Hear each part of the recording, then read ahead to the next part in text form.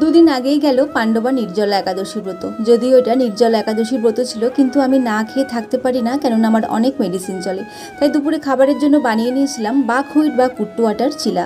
চলুন তাহলে দেখে নেওয়া যাক কীভাবে এটা বানাবেন। প্রথমেই আমি 2 কাপ নিয়ে নিয়েছি কুট্টু আটা, 1/2 কাপ টক দই, কিছুটা গ্রেট করা আদা, কাঁচা লঙ্কা কুচি আর নুন চিনি পরিমাণ মতো দিতে হবে। এবারে অল্প অল্প করে জল দিয়ে ব্যাটারটা গুলে নেবেন। প্রথমেই কিন্তু বেশি করে জল দেবেন না, অল্প অল্প জল দিয়ে ব্যাটারটা গুলে নেওয়ার পরে ওর মধ্যে মিশিয়ে দিলাম একটা ছোট গ্রেট করে রাখা জল ঝরিয়ে রাখা আলুটা দিয়ে ভালো করে মিশিয়ে নেওয়ার পর 5 মিনিট এটাকে রেস্টে রেখে দিতে হবে। ব্যাটারটা ঠিক হবে এরকম, না খুব মোটা না খুব পাতলা। এবারে আমি একটা লোহার তাওয়া গরম করে দিয়ে দিয়েছি একটু তেল, তারপর 2 হাতা মতো ব্যাটার দিয়ে গ্যাসের ফ্লেম একদম কম করে 2 থেকে 3 মিনিট এটাকে রান্না করে নিতে হবে। ওপরটা যখন শুকিয়ে আসবে তখন ওপর থেকে কিছুটা তেল বা ঘি ব্রাশ করে দেবেন, তারপর উল্টে দিয়ে একটু সেঁকে নিলেই এটা রেডি হয়ে যাবে। আমি এই চিলাটা দুদিকে রান্নাটা করে নিচ্ছিলাম, একটা ইন্ডাকশানে আর গ্যাস ওভেনে, যাতে একটু তাড়াতাড়ি হয়ে যায়।